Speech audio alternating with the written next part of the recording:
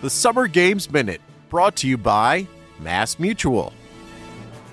It is one of the most coveted trophies in the world, but are gold medals really gold? Well, mostly, they're not. The gold medals given out these days are nearly entirely silver and are plated with pure gold to give them that iconic sheen. Silver medals are, of course, made with silver, and bronze medals are a combination of copper and other metals like tin or zinc. And while winning an Olympic medal is priceless, the value of the materials in the medal are not. In recent games, some of the materials used to make the medals have come from recycled cell phones.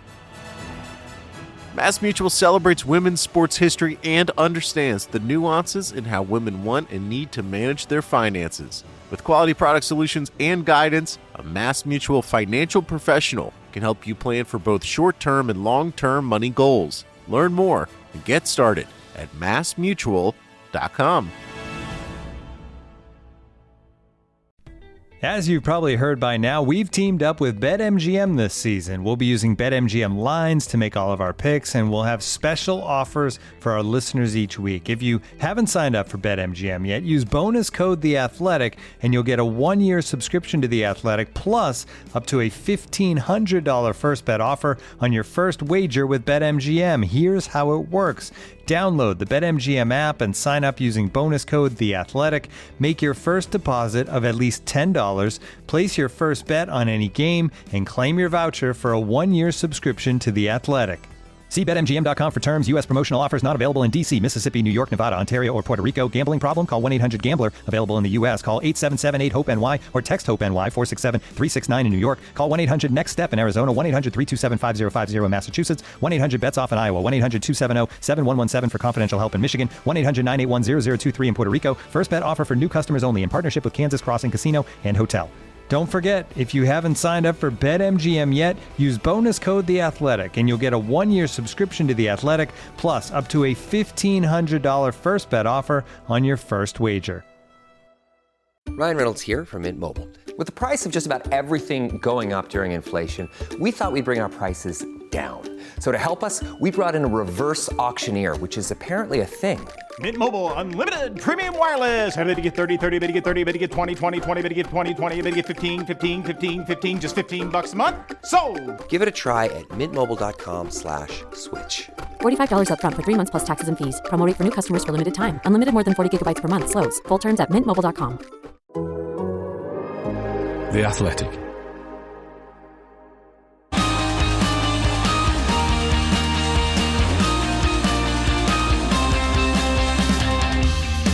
The race is on, and Sergio Perez is confirmed at Red Bull for another year. But why has he been re-signed off the back of his worst 2 weekends of the season? And what does it mean for the rest of the driver market? I'm Edd Straw, and joining me to answer all the questions are Glenn Freeman and Scott Mitchell-Malm. Well, Glenn, welcome back again. Another contemporary podcast for you. We're getting good use out of you before you get buried in Bring Back V10's season 9, I think it is. So driver market's always fun, isn't it? Driver market's always been one of the most popular topics for fans, hasn't it? Yeah, it feels like a bit of a cliche because obviously a lot of other sports, the transfer window, if you want to call it that, is the big thing. But if you follow a sport, the main competitors moving from one team to another, that's fascinating. Everybody's fascinated by change, and after we had no change from 2023 to 24 in F1, we're kind of getting the payback for that now, aren't we? Because we're getting lots of change, which means we can keep doing new podcasts like this where we have new stuff to talk about because all the pieces keep moving.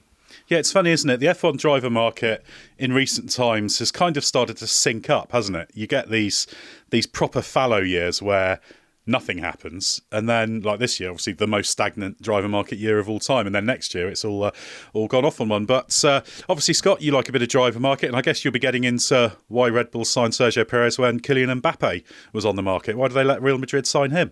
Yeah, why was there no comunicado oficial about him joining? That would have been quite fun.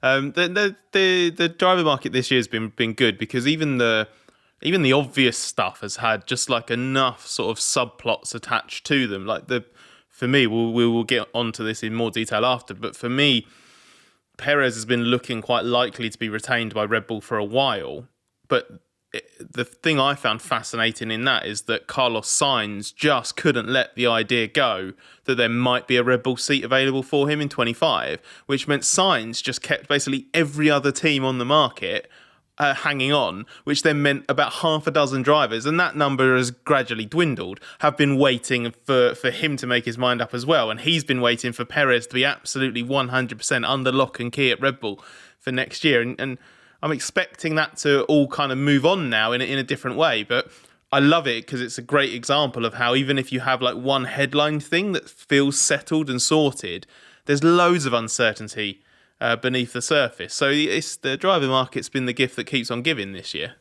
Ed, you mentioned bring back V10s earlier. I was doing some research for that yesterday for one of our episodes, and I found an interview with I found an interview with Van Capelli, midfield driver back in 1990, and he used a great quote that kind of sums up what we're saying there about Sainz keeping everybody waiting, where Capelli described himself as a smaller star that rotates around the bigger stars in the driver market. And that's what Sainz has been able to do. I know we're going to talk about him later.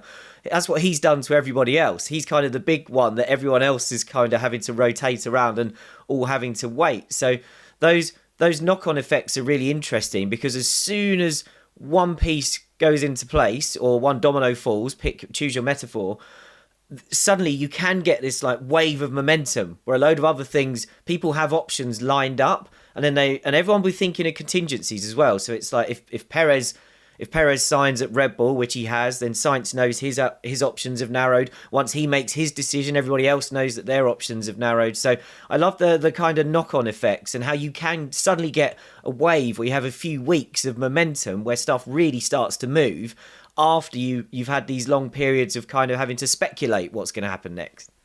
Yeah, and actually, we've joked about it before, but we did on the 15th of January predicting the 2025 F1 grid that looked at the driver market. That was Scott, myself and Ben Anderson. So you were free of this, Glenn. And we got it very wrong. Thank goodness, because that must be utter wreckage now. Largely, there's a few things that have come to pass, but that illustrates how big a knock-on effect you get from Lewis Hamilton, because that just changed everything. And we kept saying on that podcast, I certainly said it a few times, that some complete curveball could come in and change everything. And Hamilton was the ultimate one. In fact, I was talking to one driver manager a few races ago who said that like the second they got wind of that Hamilton move, they had to go to work, even though that this was managing a driver who was not one of the absolute stellar names and was one of those ones who was kind of in orbit of the stars. But that had a knock-on effect on everyone. Not just the other big names. It blew the driver market up, didn't it? Exactly. It had a direct, or it had a knock-on effect, or the potential for a knock-on effect on every single F1 driver that's active and all the aspirants. It's astonishing. I would just say that I am duty-bound to point out that I did predict in that podcast that Carlos Sainz would not be a Ferrari driver after 24. Not for the reasons that came to pass. I was right, but for the wrong reasons. But I was still right. It's a technicality, but being technically correct is all that matters. It's the best kind of correct. The best kind of correct. Look at you two on the same page with that.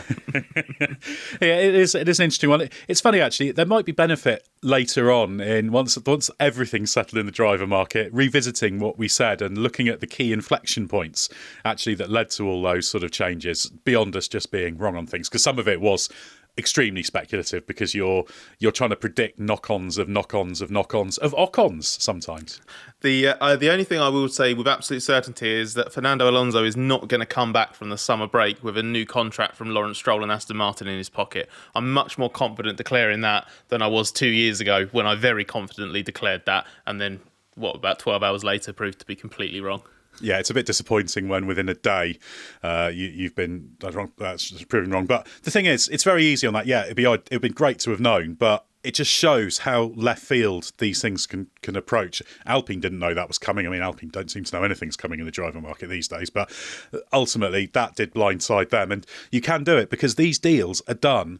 It's only a few people involved. Hardly anyone in the team knows what's going on, and most people who work for F1 teams, they're in the dark about what drivers are going on. And there's the own rumour mill internally at teams as well. There's a tendency for people to believe that everyone in teams knows what's going on. But if you're, a mechanic working yourself incredibly hard just to make the car work, you're not involved in these decisions or consulted. And sometimes it comes as a bigger surprise to them as anyone else. So anyway, it's an eternally interesting topic, and we've got a few drivers to talk about today. But obviously, Glenn, it's Sergio Perez. He's back at Red Bull for a 5th season in 2025. So what do we know about his new deal and the reasons for it? Well, the announcement was really interesting because it obviously says it's a 2-year deal, but then is slightly strangely followed up by a quote from Christian Horner. And bear in mind, nothing appears in an F1 team press release by accident, where Horner says, "Now is an important time to confirm our lineup for 2025, and we are very pleased to continue working together with Checo." Now, when you consider that the headline for this announcement is 2-year deal, 2026, we know Max Verstappen is on a ridiculously long contract that should take him way beyond 2026. Why doesn't that Christian Horner quote say, important time to confirm our lineup for 2025 and 2026, or 2025 and beyond? There's that element of curiosity there. Now, presumably, that's pointing to one or both of the drivers' contracts having some sort of option in them that means they're not an absolute guarantee for 2026. Yeah, I would be 99% sure that Perez's contract is a 1+1. There was a lot of talk going into the Monaco weekend that Perez wanted 2 years, unsurprisingly. No driver wants a 1-year deal, unless you're Carlos Sainz and you're happy to take that 1 year at Red Bull. And Red Bull obviously only wanted really to lock Perez in for 1 season if it could. So a 1+1 is a nice little halfway house with the option on the team side. And my understanding was that there was off the back of the Monaco weekend that Perez, the decision had been made, Perez was staying, but it just came down to things like performance clauses and the like. So yeah, you couldn't, to Glenn's point about that quote attributed to Horner in the press release, you could very generously interpret it and say, the driver market for 2025 is reaching this frenzied final stage now, and that's why the focus is only on 25 because it's the next season. So that's why they're just saying but it doesn't quite, like I say, it's a generous interpretation to view it that way. It doesn't quite fit the fact that it was more than a deal for 2025 for Perez. And then when you layer in this background information that we have and our understanding of it, a 1+1 is the most logical outcome, especially when you factor in the job that Perez has done, which is kind of 80%, I would say, of what Red Bull needs, because I think over the last year and a half, he's probably been that driver more often than not, but he has weekends where he goes completely missing. And if you'd done this deal and announced it around China, even after China when Perez got beaten by Norris, because that was a really good drive by Norris and Perez was still on the podium, I don't really think anyone would have bat an eyelid, because it was a really good start to the season and performance-wise it looked fine. But you've just done this deal off the back of, it's not just 1 race in Monaco, it's 3 races of him being a little bit at sea and the decline being quite sharp. So you've not done this deal because of his form, have you? You've done this deal despite it. The other thing I found interesting actually in Horner's quote was there's lots of praise in this announcement, obviously, for Perez's contribution in the past to Red Bull's successes and all of that. But then referring to, obviously, 2023, when Perez gave Red Bull their first ever Drivers' Championship 1-2. It's amazing. For all the success this team has had, they've never had a driver, and some of the great cars they've had, never managed a Drivers' Championship 1-2 before. But then in the release, Horner says, last year was a unicorn season and we will need to work hard to retain our titles. I just love that slight element of last year was a freak because our car was amazing. And effectively, I think I read that as anyone could have finished second in the championship in this second Red Bull. So just a slight reminder, and maybe that hints at what you said, Scott, about performance clauses. The fact that, okay, like, it's great what you did last season, but, we are going to have to dig in. Everyone's going to have to dig in here because clearly the opposition are catching up. So things are going to get tougher for the team, for Max, and of course for Perez if he retains that inconsistency. Yeah, that's the big question for me. It's something that puts Red Bull potentially in a weaker position when it comes to not just Constructors' Championship, but Drivers' Championship as well. And people talk about the risk of two strong drivers taking points off each other, which is fine. It does happen. Williams 86 being the absolutely classic example when Alan Prost grabbed the title for McLaren in an inferior car. But also, often, if you're going for the Drivers' Championship, you need a second driver who's taking points off people. And that's something that could actually hold Max Verstappen back as well. So I'm on the other side of that to you, Ed. Though we obviously when this got announced, we did a verdict, didn't we? Where loads of us piled in on the race website, and I took the opposite approach in that I think for Max, I don't think it's really a problem. The area where you need a strong teammate if you're a championship chasing driver, the ideal is obviously a teammate who's slightly behind you but can take points off your rivals. I totally get that. But I feel that if anyone is capable of fighting off these other teams that are closing up effectively on his own, it's Max. And also, I think McLaren and Ferrari are going to have such strong lineups that those teams' drivers are going to be taking points off each other. So to put a positive spin on it for Max, and this is just for the Drivers' Championship, not the Constructors, it could work out okay for him that in a way he'll have one less competitive car to worry about. And it's impossible to envisage a situation where Leclerc and Hamilton, for example, they are going to take points off each other. Norris and Piastri probably will as well. So I'm willing to say that it might not be a problem for Max's championship, but it is going to cause Red Bull problems, surely, in the Constructors. Yeah, it's an interesting point because it all depends on how it plays out. It could go exactly the way you say it does. But as you say, although Max Verstappen's capable of doing it, he can still only score 26 points on a weekend, can't he? Well, or 34 on a sprint weekend or whatever it is. But he can't drive both cars. So I kind of think of it, think about it when you're setting the cooling for the car. If you have a little bit of extra capacity, you're always there, and you've got the capacity to, if something becomes more difficult or goes wrong, to actually run the car where you need to. Whereas it does mean that if it turns into a championship where the second driver becomes influential in that regard, you don't always have the opportunity to do it. But it's also something you can challenge Checo with and just say, right, come on, this is what you've got to do. And I'm sure whatever performance clauses there are in there, whatever terms there are for the option, will address some of that. While I still believe that Max would be fine in the championship as a whole, there definitely would be individual weekends where the other teams are close enough, and by having two competitive drivers, they can kind of pincer him on strategy, and that's again where you do need that second car up there. So I can see there being individual weekends where if Perez isn't at it, Max might lose a win. I just think over the course of the season, I think he'd be okay. The way that I see that kind of Perez-Verstappen dynamic as well, in terms of it being beneficial to Verstappen and Red Bull, is that Perez, I think, has accepted his role. I think that was quite key to the way he started 24 and probably the way he ended 23 as well. It finally got rid of that notion in his head that he could be world champion, because it's just not helpful. He's a more kind of accepting version of what Valtteri Bottas went through at Mercedes, where Bottas just went through this mental ringer constantly, year after year, and kept having to pull himself back. And I can't believe the mental acrobats Bottas must have had to do alongside Hamilton to just genuinely every single year convince himself. And in the end, it broke him. You saw the impact. Like he was nothing by the end of 2021. He was useless.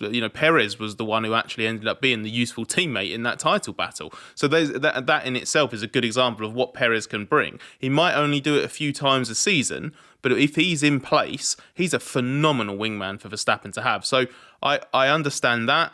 I think it's good for Red Bull and good for Perez in that regard. It probably also does get the best out of Verstappen because there's just no animosity, no tension, no. And Verstappen's, I don't think he's unique in terms. There's probably one or two other drivers on the grid at least who are like this. Alonso and Hamilton spring to mind, but Verstappen is certainly in a rarefied group of driver who doesn't need someone lighting a fire up under his arse to get the job done. Max is so single-minded in the pursuit of success and winning that Max is just constantly fighting himself. It's just, right, I've just done that. Can I go even better? Can I do this better? Can I do this better? So he's one of the very few drivers on the grid who doesn't need that second teammate to make sure he doesn't go missing. So there's definitely logic to it, as long as Perez is performing to the level that we know that he can. But I've lost count of the number of times we've said it about him and to lesser drivers on the grid, because I do think Perez is a really good driver.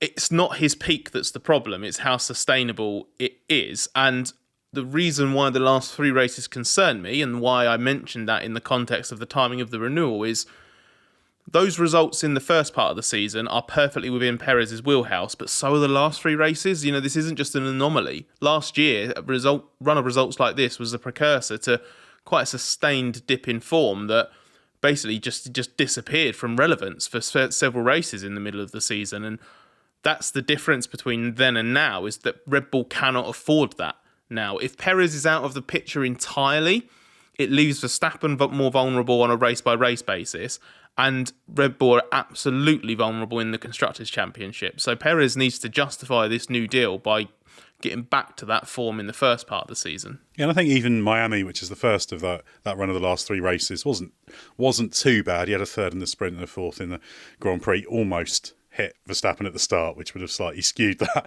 safe to say. So it wasn't great, but then it's those 2 weekends in Monaco and Imola where he was poor in qualifying that really, really hurt him. But I don't think that Miami result was 5th on the road, wasn't it? Sainz penalty promoted him, and he was basically just about keeping Hamilton away arm's length for most of the race. He was nowhere. So that one was one of those where it was like the result was kind of inoffensive, but for me it was the performance. Like, that was just a little bit of a especially because, do you remember, like, Miami last year was the start of the downturn, wasn't it? He should have won that race. He started first? Verstappen, was he 10th because he didn't get a lap in Q3 or something happened? And so, but by the end of the first stint or the start of the second, the race was only going one way, which was that Verstappen was going to win, and Perez was being beaten, having had a massive advantage at the start.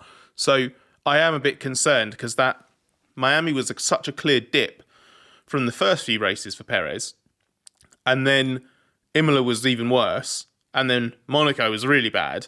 And obviously, that has coincided with Red Bull's toughest part of the season, and that has to be factored in. But it shows what happens when Red Bull's struggling a bit and rivals come to the fore.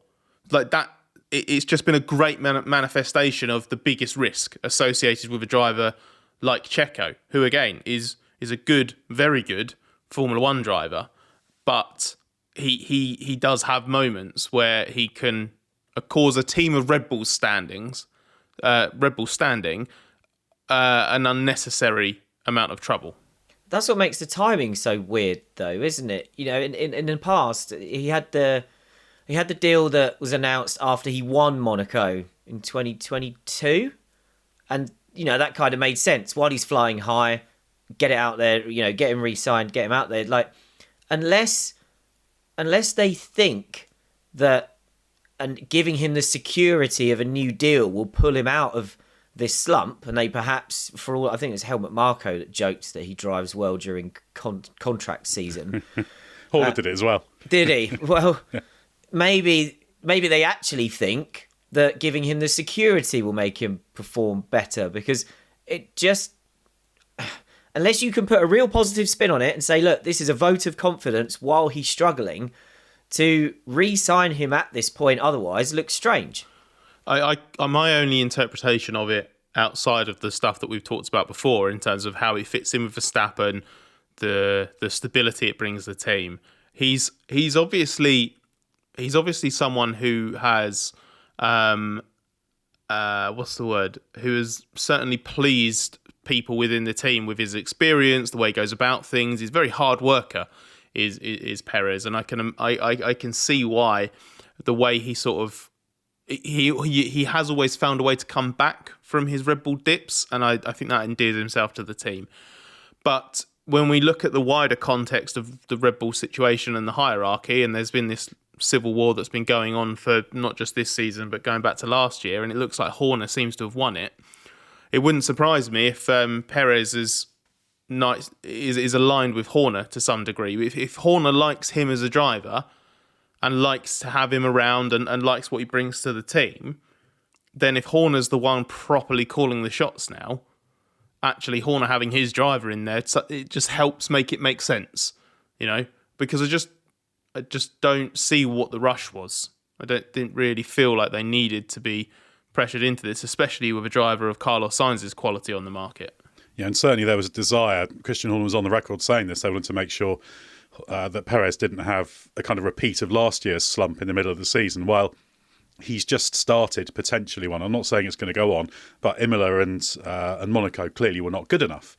Both massively held back by what happened in qualifying. He didn't make Q3 in either of those races. So yeah, it's a strange situation. It would be. It's never good to make decisions not purely for the parameters that should dictate the decisions, and I do wonder if there's a bit of that there. I mean, you've also got to say that there is a commercial benefit to Perez as well, because there's a few sponsors that come with him. I don't think that's a prime motivation for Red Bull. I don't think it needs to be. I think that's more a nice added bonus for them. But yeah, it's interesting. I was actually just going back to Miami, Scott, looking back to double check my memory of it. Miami was actually Perez's second best qualifying performance in terms of gap to Verstappen of the season, because it was only 0.219 seconds. So that kind of illustrates the concern I've got about people parking in the gap. That's my big worry. But we'll see how he gets on. And yeah, I don't think there's any doubt that someone like Carlos Sainz would have, in pure results terms, been better. But there's all sorts of question marks concerning team dynamics, etc., that have been referred to. So yeah, an interesting decision. You know we love talking stats here at The Athletic. Here's one that's super simple to remember. Discover automatically doubles the cash back you've earned on your credit card at the end of your first year with Cash Back Match. That means with Discover, you could turn $150 cash back to $300. That's right, you could put it towards some memorabilia you've had your eye on, or treat yourself to a premium sports network. You earn and Discover doubles. See terms at discover.com/creditcard. We'll get back to the pod in a moment, but first of all, let me tell you about Grammarly. Email, Google Docs, Slack, you write across multiple platforms and places during your workday, so delivering consistent, high-quality communication everywhere is key. Grammarly is an AI writing partner that helps you get work done faster with high-quality writing for better projects, proposals, presentations, and more. Best of all, Grammarly works where you work, so you can get more done no matter what tools you use. As a journalist and podcast host, I'm constantly writing and rewriting copy and drawing up scripts. It's part of the job, and Grammarly helps make it faster. It's got some really cool features like tone suggestions to help you strike the right balance between direct and friendly in work emails. Plus, Grammarly has a ton of other great features like advanced spelling, grammar, punctuation, and conciseness suggestions to ensure your writing is professional, mistake-free, and clear. Get AI writing support that works where you work. Sign up and download for free at grammarly.com/podcast. That's GRAMMARLY.com/podcast. Easier said, done.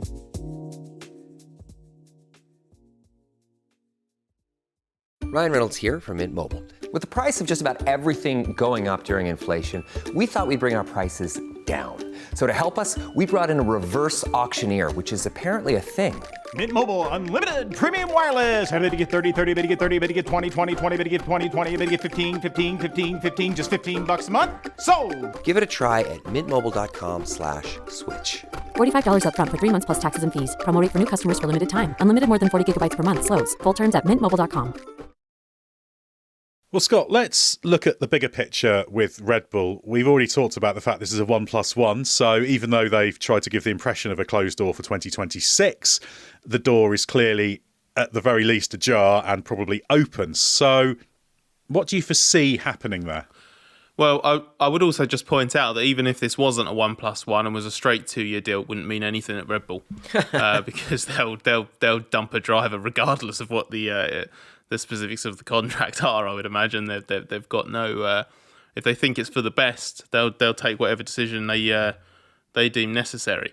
In terms of the sort of bigger picture, there's not much flexibility. One of the reasons why I think they've locked in that second year for Perez, if they need it, is because a lot of drivers and teams wanted to do this as well, have aligned 25 and 26. You go somewhere for 25 with a view of where you want to be in 26. That's what you do now. And there's not going to be that many drivers unless for example, a Pierre Gasly, for example, who's definitely not going to go back to Red Bull based on what happened when he was there last time.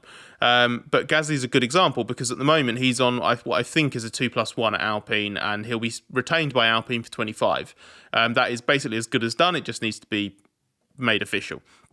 But is it going to be activating an option or doing a fresh deal that's like, a 2-year extension to the 2 years he's just done? Because if it's only a 1-year option, like Alpine's in a really awkward position for 26 because it's going to have its driver out of contract at a time where everybody else is locked in. So with Red Bull, we always have to remember, we were discussing this before we started recording, but it's its own little driver ecosystem, Red Bull. They have these drivers on various contracts that end up having loads of options within them. Like Ricciardo, when they brought Ricciardo in as their third driver for 23 after his McLaren deal came to an early end, that deal it was a 2023 deal with an option for 24 and an option for 25. So it was basically a 1+1+1 in essence. And it'll probably be the same for all their drivers. I'm sure that they've got Lawson under contract. So Red Bull's options in the short to medium term, I don't think are any different to what they are now. It's the incumbent drivers at Red Bull Racing, so Verstappen and Perez. You've got the RB drivers, Daniel Ricciardo and Yuki Tsunoda, and you've got Liam Lawson as the reserve, plus the various young drivers sort of waiting in the wings. They've been quite keen on Isaac Hadjar, for example, and like Red Bull always do, other drivers in F2 and categories below. But one driver that they've cut out of this entirely is Sainz, who we've mentioned a couple of times kind of briefly on this, who you'd have just thought would be a brilliant kind of medium-term option, into the short and medium-term option, in that if you want to bring him in, he's an upgrade for 25. He's a great driver to have in at the start of the new rules era at 26, because then you've got that continuity from 25. But also, just with this lingering push from Jos Verstappen to get Max out of Red Bull, and the non-zero chance, like, I don't think he's leaving for 25, but there's a non-zero chance he moves for 26, especially as there's loads of rumours at the moment that Merck's got the best 26 engine as it stands. So if Verstappen leaves for 26, like, Sainz is your backup rather than Perez. And so Sainz just offers that. That's why I think Sainz is a great short and medium-term option for Red Bull, whereas I don't see that with their others. Ricciardo's not standing out as someone who would even be an upgrade on Perez at the moment. Tsunoda, Red Bull just has no interest in putting him in the top seat. And Lawson's probably deserving of an RB seat, but he's definitely not done enough at the moment to merit what is currently the best seat in F1. So they've got this really they've got a lovely pool of drivers to be in control of, but the only one that stands out to me as a Red Bull Racing option is Sainz, who they've not brought in. I think the Perez deal does one big thing. It tells us is that, as I think we can see from the outside, Ricciardo has not been convincing enough since he's come back. You talked about the influence of Christian Horner on the Perez decision. If Horner had seen enough from Ricciardo to think that, yes, I can justify bringing him in, he'd have been there. So this confirms to me that there's not, for those of us on the outside looking in, there's not something we've been missing with Ricciardo, where actually the underlying performance is definitely still there. The magic is definitely still there. And Red Bull have gone, right, we can see it. Let's hope that we can bring it out by bringing him up to the top team. So I think it confirms that there's still way too many question marks there. The 25-26 kind of contract straddling the rule change thing that you mentioned, I think that's fascinating, because I think major rule changes now create almost a paranoia amongst teams and drivers. So drivers everybody's scared to make a change when the rules change. Because, okay, you could say, right, if you're in Max Verstappen's position and maybe you hear that, Mercedes got a great engine, Red Bull powertrains don't, he might want to make that leap for 26. Red Bull would obviously do everything they could to prevent someone leaving if they feel vulnerable at that time, because they don't want the driver to make a jump and leave them in the lurch.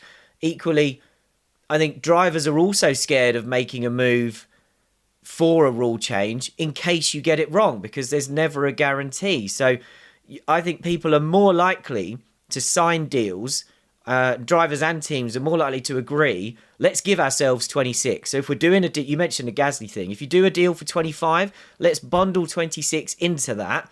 And then if 26 works out for us in the rule change, great. Let's all celebrate. Let's win loads of races and sign another new contract. But then if it goes wrong, you look for a way out after 26, but you wait to see what happens in 26 rather than taking your punt, making your gamble for 26. Because I think people are scared of what a rule change can do to the competitive order, and they don't want to get it wrong for 26 and be on a multi-year deal then that they can't get out of. But at the same time, they want the multi-year deal with a team that is in a good place in 26 as drivers. It's very difficult, but it is an interesting one because those elements, the rule change in 26, the question mark over what Perez does, the question mark over Verstappen. It's funny, coming back to Sainz, we were talking yesterday, Scott, about that poll you did on Twitter, or X as we're meant to call it, and nobody does, as to whether he should choose Audi or Williams. And I'm not sure what the final result, but it was getting quite close in the end, wasn't it? I'm going to check it now. Okay, well, while you're checking that, I'll fill. But the point I was going to make is I basically kept coming back to, if I was Sainz, I'd be tempted to take the one that gives me the most flexibility, because while Sainz we know Sainz has wanted a long-term good deal that really sets him up for the next few years. But if you don't feel confident either of those are that, then it becomes, well, we take the opportunity that lets me show I'm still very good, and then be in the game for a move in 26. Because let's say Verstappen were to move, Sainz might be an option for Red Bull. I don't think he'd be their first choice as a lead driver. But if they're battling to get someone, obviously they've got the resources to spend to buy someone out of a contract if they want to move, etc.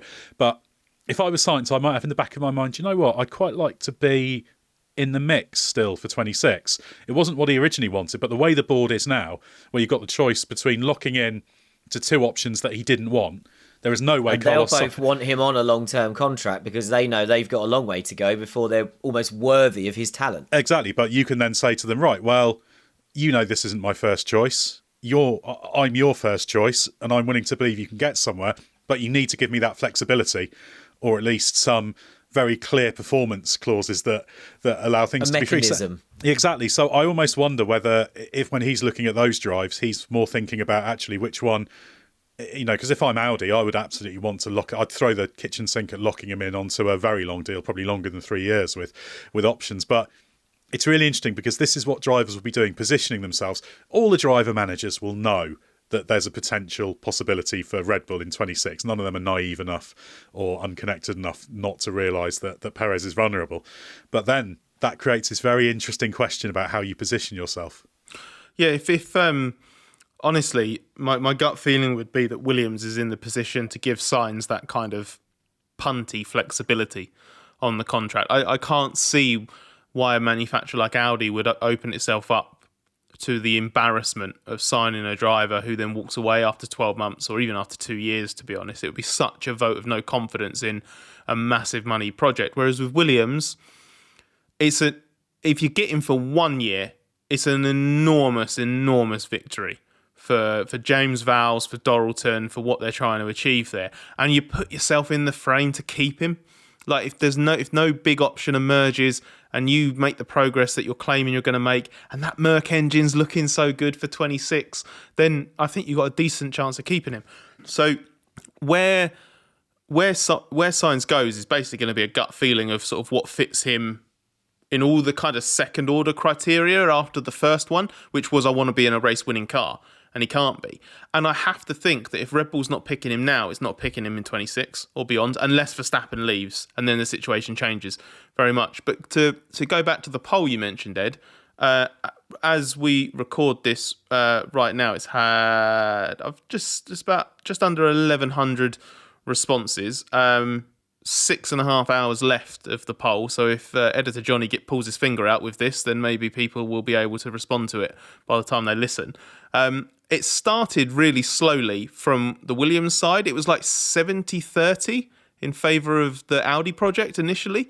But right now, 1,100 votes, it's now 55-45, which is so much close to Sauber and Audi. But it's so much closer than I thought because I reckon you've had a lot of votes from Grove. Exactly. I'm huge in Grove. It's just James Vowles because James Vowles has got nothing to do and have loads of burner social media accounts really that you can vote on polls because with. When you look, and I had a few responses to this effect, which is just that surely you just pick Audi, it's a manufacturer, all of this, because the arguments for the Audi side are so obvious. And I kind of thought that especially 4 years from now. Yeah, that's the problem. Yeah, isn't it? If not more. Yeah. With the way that Williams has been as well, and the fact that Vowles has been so open and upfront about the various issues they've had means we have a very clear idea of just how screwed Williams have been at different times and how far it sometimes seems from getting its act together because of how big the problems are. I thought this would be one of those situations, and maybe it will be on a bigger scale, where Audi just looks like the obvious choice to the outside, but the hardcore know that really that's not as glamorous an option as it seems, and Williams has a lot going for it, and actually the way Vowles talks is really compelling, and they've won over Albon, why couldn't they win over a Sainz, and all of this? But it could also be just purely as short term as however encouraging an Audi Works project sounds, Sauber's been so relentlessly crap in 24 and been on this negative trajectory for the last couple of years after starting the new rules in 22 so encouragingly. They're now the slowest team on average this season. They dropped behind Alpine in terms of the averages on outright pace. Unbelievable. They're the slowest. They've got the slowest car and they're the only team without a point. That's going to be the Audi Works team in just over 18 months' time. I honestly think the arguments for going there are weaker than they've ever been. And if I was Sainz, I'd punt on Williams. I wouldn't go to Sauber. It's funny, isn't it? I think it all depends on Sainz's mindset because although we talked about James Vowles being very compelling, Audi have Andreas Seidel, who is also someone that Sainz knows, who is a very good strategist in terms of developing teams, etc. It's a bit weird there because they're in this slight purgatory pre-becoming Audi in that they are sort of Audi and they're not. I was expecting to see maybe a little bit more acceleration, a little more externally obvious acceleration once Audi got 100% of it not so long ago, but we haven't quite seen that. So there's a lot of stuff going on behind the scenes there, but I think it's interesting because if Sainz wants to prioritise going a bit more short-term and have some flexibility and be in a good position sort of for next year to show he can still do it, I think Williams is the right choice. If he's genuinely, and remember he turns 30 in a few months, if he's genuinely thinking this is a team I will be at for 5, 6, 7 years, this is basically my career defining move, if you like, in terms of the post Ferrari years, then maybe you do bank on Audi, but it could be a great one. He could still, if he signs for Audi, he could still be working for Audi at the age of 50, 55.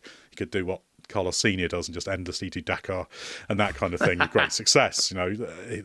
That's from a pure business decision. If you want to think of that, if you take sporting results out of it, drivers do think about that stuff, Yeah. particularly once they pass that 30th birthday. Especially drivers that have Carlos Sainz Senior as their father, because Senior is what's the polite way of putting it? Senior's making it very clear to his son, I think, that a brand like Audi succeeds wherever it competes. There are lots and lots of benefits to going with that manufacturer, and Senior knows from first-hand experience, doesn't he? There are drivers in other series who would sign contracts with Audi and would leave other manufacturers, or it's sports cars, or it's DTM. You'd go to Audi because of that job for life element that you're talking about. The difficulty is Carlos Sainz right now, he's winning the odd Grand Prix of Ferrari. He's right at the front. Is he willing to think about, do I potentially want to set myself up to go and do Le Mans when I'm 45 or something like that? Because you guys have set out there the low starting point of this Audi project is coming from, and the days of a manufacturer buying into a team and throwing enough money at it that you can turn it around almost in a season or two, that is long gone. F1 does not work like that anymore. Anyone who thinks that Audi are going to be pretty competitive, maybe even respectable in the midfield in its first year and even its second year, I think that's deluded. So also, we at the start of this episode, you guys referred to all the curveballs that messed up your brilliant predictions for the driver market in January. If you're Sainz, I think you've got to have in your mind that there will be more unpredictability in the market, whether it's next year or the year after that. So as you said, if you can get a Williams deal that offers you that bit more flexibility, it's not about betting on Williams over Audi for the next 5 years. It's kind of betting on yourself. As you said, go in, kind of boost or continue to improve your reputation as Alex Albon has done there. Form a great partnership with him if they can hang on to Albon, by the way. The last point I would make on comparing Williams to Audi is also it's kind of that small, agile business versus big corporate business. I think you've got to think about that as well. Right now, whether it's true or not, James Vowles-led Williams is being able to create the impression that this guy is in charge. He's a great frontman for that team, and he is able to get stuff done there. You know, he's able to change the way they work. He's making the decisions. He has the backing of the owners. At Audi, as great as Andreas Seidel may be, there are still going to be decisions that he wants to make that are taken out of his hands by being part of a wider corporate structure, or decisions that just take longer to make. You know, we've heard this. We've all been in motorsport long enough to know that manufacturers, the biggest ones especially, are often slower to move and slower to react than agile race teams need to be. And until they need to kill the project because it's costing too much money, then they're very fast with their decision making. One thing I would one of the things I would stress off the back of that is, you know, the point I was making about the Audi argument being weaker than ever. That's definitely from a competitive point of view. And Ed, I think, followed that up with a very good point about, you know, Seidel's vision and he's a really core part of that project and why there is faith in it sort of overall on a long-term basis. I should point out, because it's very important, and Ed and I, we had quite an extensive conversation about this yesterday. He alluded to it earlier. Williams isn't a good option. like it's Sainz is picking between the least worst option for his career, which is, and I think for me that is why I lean Williams at the moment, because I believe in 25 and 26 Williams will do better than Sauber and then Audi, because not only is the extent of the Sauber malaise so significant that I don't think that gets fixed in 2 years, but there's also a big question mark over Audi as a new engine manufacturer. Now, I have a lot of faith in Audi as a brand coming into F1, even though it hasn't done F1 before. The success it's had in other categories, the amount of money it will be spending on this, the way it will be going about things. I think, very much like Honda, it will get there eventually. Agreed. From an engine point of view. But coming straight out the blocks in 26 with an engine of Merc or Ferrari caliber, I think is a big ask. So I don't think it will have the best engine in 26. And there's no chance in my mind that it will have the 5th or 6th best car. I just don't see that.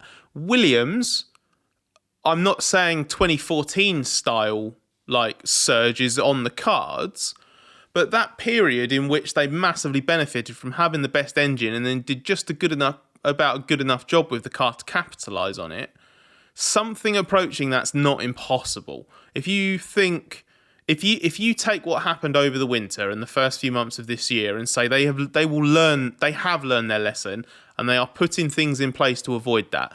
You say that they don't have the ridiculous run of crashes that they've had at the start of 2024.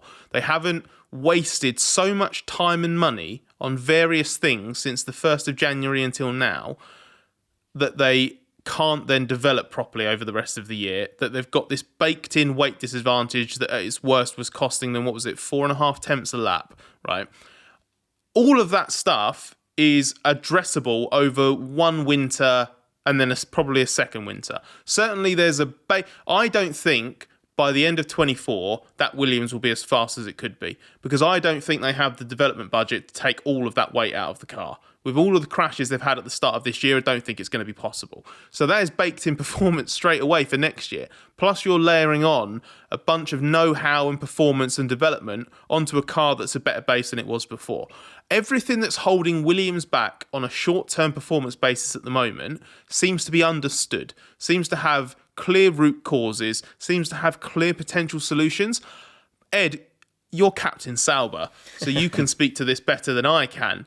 I don't get the impression that Sauber fully understands why its car's so bad beyond they can't seem to put as much downforce on it in this rule set as other teams. Yeah, they seem to be stuck in a little bit of a loop of things, and it's just not really good enough. They've had some floor upgrades put on the car that should work, but just seems to have been struggling for grip. And actually, if you remember that car early in the season, there were 2 or 3 races where we had to visit Valtteri Bottas' sympathy corner because he was in very strong position to score, or a pretty strong position to nick a point or two, and then he had the pit stop problems. But they fixed the pit stop problems, but the car's just got slow. Imola, Monaco, nowhere near being a credible points threat. The Monaco pace was abysmal. It was embarrassing. And even though a few things went wrong that weekend, both drivers found the wall at various stages, that still doesn't justify it. But it's amazing, isn't it? A few weeks ago, probably 6 weeks ago, a month ago or so, we did a video that was about the absurdity of Sainz's situation for the 25 driver market. And it is baffling, isn't it? Because he's doing a good job, a very good job. But he's been booted out of Ferrari by Hamilton being available, which is a bit of a curveball he wouldn't have expected. He's blocked from Red Bull. Mercedes have him as a kind of still there as a possible fallback if they don't take Antonelli or miraculously get Verstappen, but they're going to take Antonelli because they're not going to miraculously get Verstappen.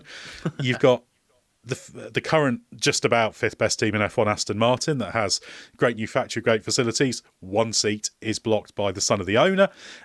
And it's completely absurd that you're probably sitting there thinking, well, I'm not the first driver everyone would sign, but he's done more than enough to show he's a valuable, good... He should have better options than this. Absolutely. At the very worst, he's a very strong number 2 driver for a top team, and at his best, probably sort of that number 1.5 who, if you need him, he can be your team leader. He's very, very good. Maybe just that tiny edge of pace when you've got the car in its most quick configuration, say, compared to Leclerc, he hasn't got it. But he's absolutely should be in that top group. But now he's just choosing between options that he'd have laughed at 6 months ago. Well, put simply, the only place he will end up next season is one of the 4 worst teams on the grid. Yeah. Those are the 4 teams he's had proper conversations with outside of Mercedes and Red Bull. Red Bull have chosen against him. Mercedes are basically timing themselves out of getting him because they want to hang on for Antonelli. So it's one of those 4 teams, Alpine, Haas, Williams or Sauber. Haas and Alpine are kind of due diligence conversations rather than serious prospects. As I understand it, it is you back the Audi project or you go to Williams. But even then, it's 2 of the 3 bottom teams in the championship, and one of them hasn't scored a point all season, and the other one only just scored its first points of the season. It's such a lame set of choices for a driver of his caliber, and I don't say that we're not having this conversation to just pointlessly kick those teams. There's reasons to think that they'll get their act together, and even the worst teams in F1 nowadays, like, they're not crap anymore. The worst team in F1 at the moment is about to become the Audi Works team. Like that's the level we're talking about here. But Sainz deserves better than that. Sainz is a top 3, top 4 team driver at worst. Yeah, it's a very strange situation. You can see the appeal to him of maybe having that flexibility down the line to redress the situation. But yeah, funny situation. Shows how the driver market can catch you out. Well, Glenn, let's move on to the other big driver market news of this week, because there's been the official announcement that Alpine and Esteban Ocon will be parting company. That's something we've talked about very much expecting to happen. But what do you draw from their slightly unusual announcement? Yeah, it is weird. Mainly, what's weird about it is that when a driver and a team decide that they're parting ways for the following season, and we should say this is for the following season, they haven't split with him immediately, they tend to only announce it once one side or the other has the next piece of their puzzle in place. So you may announce Alpine and Esteban Ocon are to split because 20 minutes later Ocon's going to announce his new deal, or because 10 minutes later Alpine are going to announce the replacement. So that that was weird in itself. And I did see some people saying, oh, the reason they've done it is so Ocon can talk to other teams. As you've mentioned earlier, Ed, driver managers have their fingers on the pulse of everything that's going on. Haas, for example, if they're a team that's in the market for Ocon, they don't need to wait for a press release from Alpine to say he's not staying, to know he's not staying. You guys knew he was out of that team already. Before the Monaco weekend, you'd said they're not keeping him. That's not how it works. So what I think has probably gone on here is, I do think the Monaco collision with Gasly and all the fallout there and all the rumours about what might happen to him in the short term, what might happen to Ocon in the short term, I think there's probably been a slight influencing factor here in that Alpine have probably decided they're not going to take any massive drastic action now. They're not going to bench him for the next race or anything like that. But then they go, actually, we know we're splitting anyway for next season. If we get that out there now, perhaps it draws a line under the Monaco stuff. Because although they've been clear in saying it's not a consequence of Monaco, it just allows some people, maybe even subconsciously, to go, well, there you go. He fell out with the team and they've decided they're not going to continue. So now kind of some action's been taken and Alpine will be hoping, look, we know we're splitting. That's out there. Can we all just forget about Monaco, please? Yeah, there was a lot of understandable speculation immediately afterwards. But actually, to be fair, even within our own, Slack communications when we were dealing with the fallout, where that the Monaco becomes a talking point. And I wouldn't want to blame it all on what happened in the Monaco Grand Prix, but it didn't help. I suspect that what happened was, going into the Monaco Grand Prix weekend, it was 99% set that Ocon was leaving the team. And Ocon would have known that as well. Yes, absolutely. With the way that the driver market was going, there was a non-zero chance that Alpine would be left with nobody other than Jack Doohan, their reserve driver, who is a credible, serious candidate to replace Ocon for 25. But if Alpine wasn't ready to move and a bunch of other pieces fell into place, Alpine would have nobody. And there was a chance that Ocon doesn't have an obvious alternative or an appealing alternative. Certainly a couple of weeks ago. So you had a situation where Ocon wanted to leave and Alpine wanted to replace him. But you just keep that door open a tiny bit, like the smallest bit ajar, just in case you need each other. And then I think what happened in the race in Monaco and over that weekend, when there was a clear instruction going into that race that the car that qualifies behind, the car behind supports the car in front, which I think incentivized Ocon to just go hell for leather on the opening lap to try and get ahead, so he then got the benefit from it. I think it proved to Alpine that it's just not worth continuing with that relationship, that combination. I don't want to put it all on Ocon, but there's clearly a feeling from the Alpine side that he is maybe more of an instigator. And I also suspect that it crystallised it on Ocon's side that this isn't my team and will never be my team again. This team's around Gasly now. So I think it just nudged it from, let's say, 98, 99% to 100%. And in that situation, similar to what you were explaining there, Glenn, why not just get it out? Because this is my favourite thing about this. And it's completely legitimate to question why they've done it, because it's so unusual. But how often do we end up criticising teams or scrutinising teams because they're not transparent and they don't come forward with things when things are clear, and then a team actually does? And basically, a small part of us basically just goes, well, why are they doing this? Why are they being so honest? Yeah, we start picking it apart. It's strange, isn't it? Because you can put it all the way back to that point they chose to sign Gasly, because for all the great pains they've been at to say, yeah, they get on really well, they work really well together, there's a long history there that goes back right to their karting days. The full story of it will never really be understood. I imagine if you got the full story from both sides, you get a completely different version of the same events. It's just one of those things that was not going to work. It's deeply personal. It's not exactly. It's not an on-track grudge or anything like that. That's part of it. It's not like Hülkenberg and Magnussen had a bit of a falling out in Hungary one year. It's like, this is proper, this is a storied thing. And that point you made about Ocon realising it's not his team, that started when they signed Pierre Gasly. Because, we talked about with Red Bull how important it is to sign a driver that works well with Max Verstappen and not irritate him. Well, signing Gasly is the ultimate way to irritate Esteban Ocon as well. So it all comes back to that. And I think it was fairly inevitable it was going to end this way. And that's played a part in the whole thing. I guess we'll come back to Ocon's future in a moment, and he's obviously going to be in demand because he's a very high-quality driver. But we should, Scott, talk about the candidates to replace him. You've mentioned Jack Doohan. So is he top of the list? How do you see the options there? I don't know if he's top of the list. He feels like the most likely, just based on how easy it is to go with him. Have McLaren signed him just to check? Have they checked that? I mean, if there's a decent chance that if Alpine doesn't know, I know, because Alpine didn't seem to know or claim not to know anything around the summer of 22 when all that kicked off. So I imagine that what will happen is they'll wait for someone else to sign the drivers that they want, then they'll try to announce Doohan, and then it will turn out that they don't have a contract for Doohan after all, and we'll just relive that whole saga. I feel like Doohan's like I don't want to sound unkind. He's like an Alpine version of Antonelli at Mercedes. So he's a driver that's on the books, is considered a perfectly credible option. He's got a private testing program ongoing and has done plenty in the past as well. He's very well known to the team. He's highly rated in some parts of the team. He's getting a lot of F1 experience, both in the paddock and in the car. There's also a little bit of an argument there that, all jokes aside, it would kind of draw a line under the Piastri thing, because it would be an Alpine Academy driver finally getting into the works team.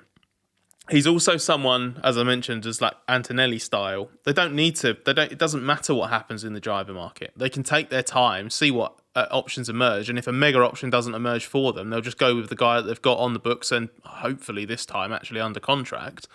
And then they'll just put him in the car for next year. Beyond that, it's the usual suspects.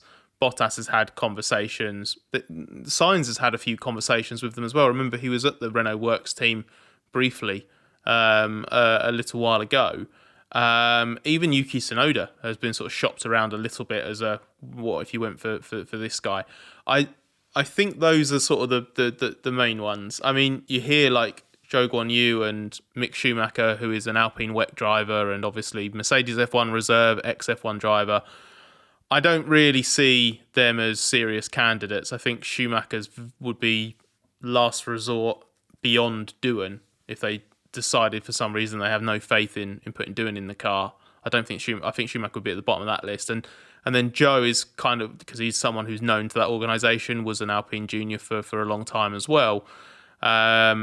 And there might be some interest in sort of using him to tap into the Chinese market. There's a Renault Group and Geely collaboration of some kind on a very different scale to F1, but there is some sort of crossover there within the companies. So maybe there's some interest in bringing him in, but again, I don't think it would be as a race driver. Certainly not yet. I think that would be just bring him into the family, effectively. So yeah, Doohan plus the usual suspects would seem to be where Alpine are looking. If it is Doohan, then that's really bad news for those usual suspects, because another new driver coming in effectively means that in this game of musical chairs, another chair's been taken away, because we're expecting Antonelli to come in at Merck, we're expecting Ollie Behrman to come in at Haas. If you've then got another new driver coming in at Alpine, suddenly just the number of available seats for the drivers, all these drivers who are trying to go from one midfield or back of the grid team to another one, your options are narrowing all the time. So that makes things quite scary, I think, for those drivers and their managers, and it puts them under even more pressure to try and get something locked in. Well, there's an interesting scenario, because Doohan can go in at Alpine and it still makes things okay, because if Antonelli goes to Mercedes, then you've got Ocon and Bottas who will end up filling Audi, Williams, Haas along with Sainz. So that's the quite neat one. But if Tsunoda were to move to an Audi, not impossible, to a Haas, not impossible, then that means one of Ocon or Bottas could well end up in trouble if Doohan ends up at Alpine. But I think Ocon and Bottas are both too good to miss out, really. They're great opportunities for a lot of teams. So it's really interesting, and Bottas is certainly somebody who Alpine should have interest in. There's been a little bit of conversation certainly there. So yeah, it's really interesting. You'd be worried if you were one of those drivers. Certainly Ocon will be keen to get a contract done as quickly as possible. Bottas should be as well. Doohan, I guess, just has to wait. The interesting thing was that Alpine, certainly before Monaco, seemed to be quite relaxed on their timing. They, for everything I was hearing from the activity on the driver market, they were the most uninterested in advancing conversations, whereas Williams and Haas and Audi are quite keen to push things on if they possibly can, even if they have to wait. So yeah, it's a fascinating scenario there. But yeah, if you're Esteban Ocon or Valtteri Bottas, the last thing you want to see happening is for Tsunoda to move, Lawson to slot in, and then you're going to be in trouble. And that Lawson slotting in at RB is the thing that makes it 21 drivers for 20 seats effectively. So an interesting scenario. I don't see an outcome here in which Magnussen and Joe and Sargent, obviously, I think those 3 drivers are gone as far as I can tell from a race seat. I just can't see how it shakes out from here. That they get retained, because you can't rule out slightly strange variables like at Haas, for example. Gene calls the shots on the drivers, and he likes Magnussen. If they're bringing in Behrman as the new young exciting guy, maybe Gene will just unilaterally say, "Well, I want Magnussen to stay then, so that we've got an experienced, proven driver and a reference for him," and blah blah blah. But beyond that, from a purely competitive point of view, I think I agree with Ed. I think Ocon and Bottas, it'd be surprising if the music stopped and there were no chairs left for them. If you're Alpine and you've got a Bottas on the market and Doohan who you can promote, all due respect to Doohan, and I would have a lot of time for Alpine taking the punt if it genuinely believed in him. With where that team's at and what it needs, I think Bottas is a better bet there. I just think you could end up with some really interesting driver combinations if this falls the right way. Like if it's Sainz and Albon at Williams, if it's Ocon and Behrman at Haas, or Tsunoda and Behrman at Haas. Tsunoda and Behrman as a combination is a wonderfully wild card pairing. Even Alpine, Bottas and Gasly is a sneakily mega qualifying combination in the right circumstances. So it could be. This goes back to what we were saying right at the top of this podcast. We had no change for this year; it's all a bit boring. And then next year, actually, like a bunch of changes could happen, where suddenly you're looking at it and thinking, "Oh, this is great fun." I don't know how this will shake out, but I can't wait to see how it does. Well, just to answer the question of how it will shake out, Glenn, if you had to have a punt on Ocon, where would you see him going? What would you see as the most likely, rather? I don't think you can commit to any with certainty. No, it comes back to that having to wait for a bigger domino to fall before you can move. I feel like until Sainz makes his mind up, everyone else is stuck, and Ocon's in that situation as well, unless...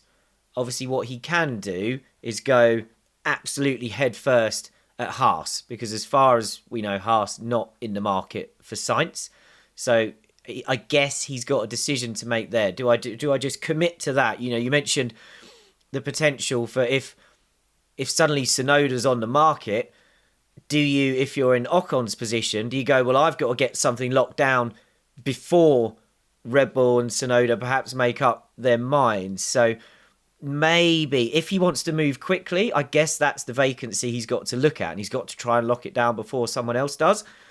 Or, we've spent a long time on the Sainz discussion talking about the appeal of getting in at a manufacturer team and the long-term prospects that can create. If Carlos Sainz Jr. is listening to this podcast and believes in the pitch that you guys gave Williams, and he signs there, does he want to, would he regret taking that Haas option, getting that Haas contract in his pocket, then Sainz goes to Williams, and Ocon's going, man, I could have gone and forced myself in an Audi. So I'm desperately trying not to answer your question, Ed, because as Scott said, it's impossible. Well, there isn't an answer, and the other factor that makes Ocon's situation difficult is the logical thing, probably for Ocon, I would say, would be to try and make yourself the main man at Audi. Yeah. Now, he's basically paired with Bottas, I think, in terms of the driver market decisions.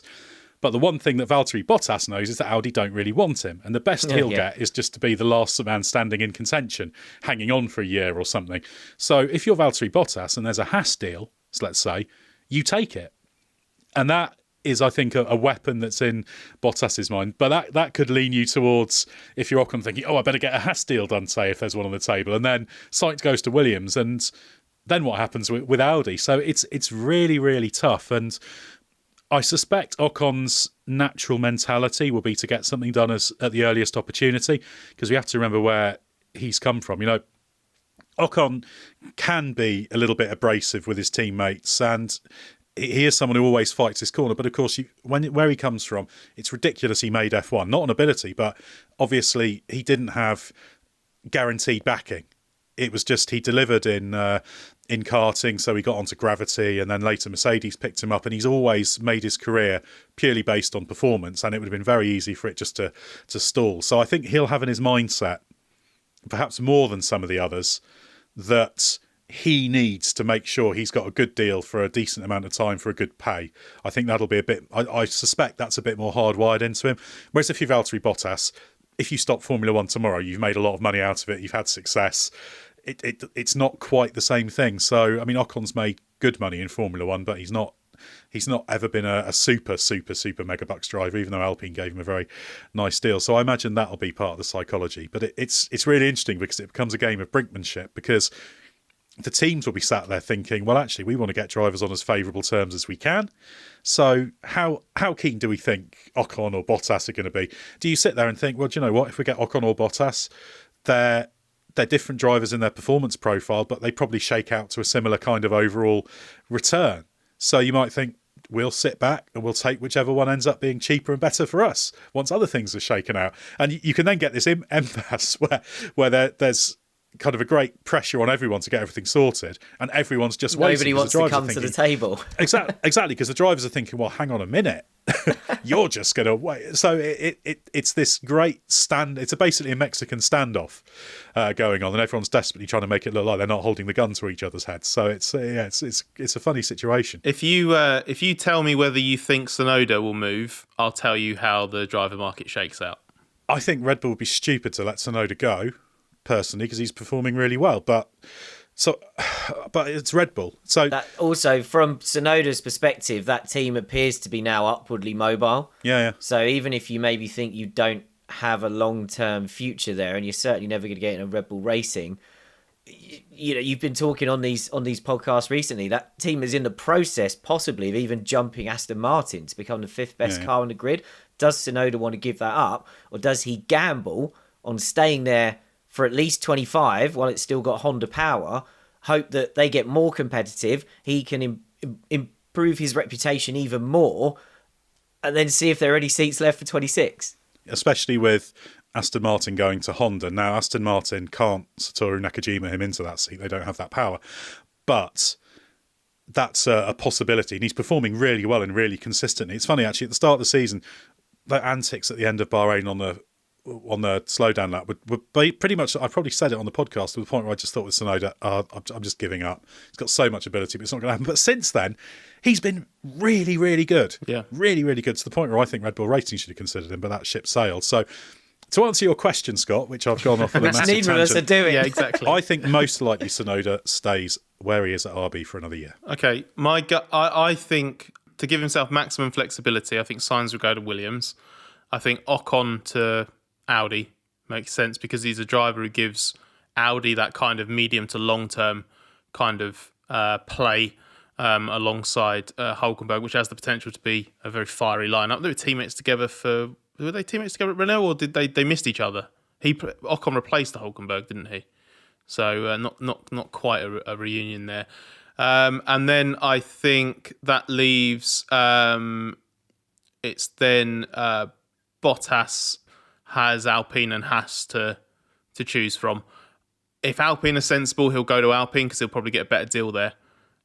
If Alpine drag their heels, then Bottas goes to Haas, and then Alpine are just left promoting Doohan, which they seem quite happy to do. But even when you try to remove like a wild card option like Tsunoda, and you make a punt on that 50-50 that Sainz is going to do, the beauty of it is that then there's still so much uncertainty over those last 2 or 3 places. So it's what's good fun. So if Bottas goes to Alpine, who goes to Haas? That's the best option that Magnussen has of staying in F1. Then I think nobody goes there so much as they just keep Magnussen because, yeah, exactly. There's also it's also worth throwing Lawson into the mix. Obviously, he has proved himself as very capable in Formula One. Haven't Red Bull said they've got a kind of use him or lose him kind of deal with him? Basically. Yeah, which they Pretty do, much. but then there's the question of where they lose him to, because as far as I can understand, I don't think there's any interest in Lawson at Williams particularly, or much interest at Haas. Maybe he could come into the mix if other things go the way. So that puts Lawson in an interesting scenario. Again, you could say, well, maybe Lawson would be a good Alpine choice, but I don't see him as a big change from Doohan. I'm not just trying to lump them in as generic Antipodean driver choices, but Doohan is we know is very quick.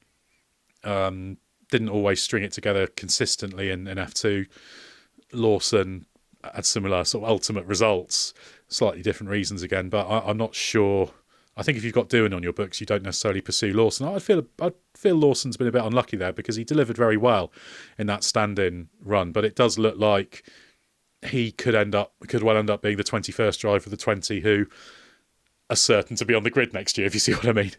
Well, I think that might depend on whether or not, or rather how Ricciardo's rest of 24 goes, because I think Horner and Red Bull will protect Ricciardo for as long as they can, and I think Ricciardo will stick around for as long as he can. But if it's not working, if it's looking a little bit shaky, there's a chance of that both sides change their mind on it. Red Bull might go, actually, this isn't worth persevering with, or Ricciardo might decide, I just don't want to do more of this. If he knows there's no path back to the front, does he really want to keep driving a sort of marginal Q2, Q3 car for however long? I think he would if he was the clear number one in that team. But the fact that he's being relentlessly beaten by Tsunoda, apart from, the occasional peak, I think that's the bigger factor there. I just don't see why. Because it's a little bit like the vibe you got from him at the end of 22 with McLaren. It was just he did not want to keep doing that. I'm sure he was happy to get a payoff to not drive for the following season, but he needed a break. He needed to get out of that cycle. So it just depends how the rest of 24 goes. So you can't rule that out either. Yeah, I'd agree. With the level he's at, it's maybe more likely for him just to say, do you know what, that's enough. You can see him, he's really trying to hang on to the good moments. When something good happens, he's like, yeah, it's coming. And then it doesn't, and he's like, And I feel like he might just, if that keeps happening, because he's not been terrible. He's sort of been okay. He's not been desperately slow. He's just been not at Tsunoda's pace. So he's fine. But Daniel Ricciardo's not an F1 to be fine, is he? No, exactly. It would be quite a neat solution, because I think after Lawson made such a good impression, and then obviously they committed to Ricciardo Tsunoda, you did sort of think, well, one of those guys will destroy the other one's career, and then Lawson will replace whoever loses out.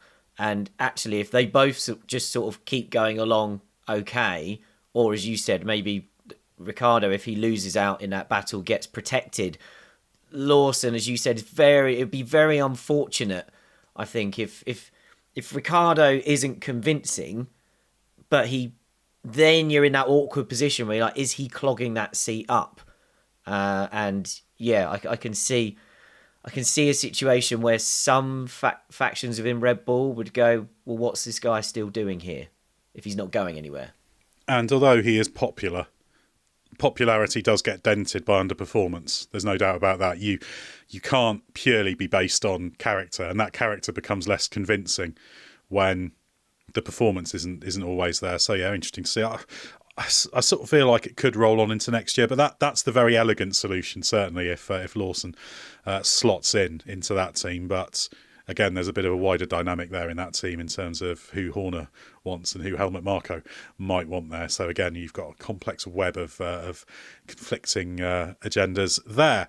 Well, anyway, hopefully we've managed to give a little bit of an idea of the current state of play in the driver market. We won't dare call it a prediction. Thanks very much, Scott and Glenn, for your insight. Loads to read on therace.com, loads to watch on our YouTube channel. I'm literally going to pack my bags and head to Montreal now, so stay with us for everything you need to know from the Canadian Grand Prix.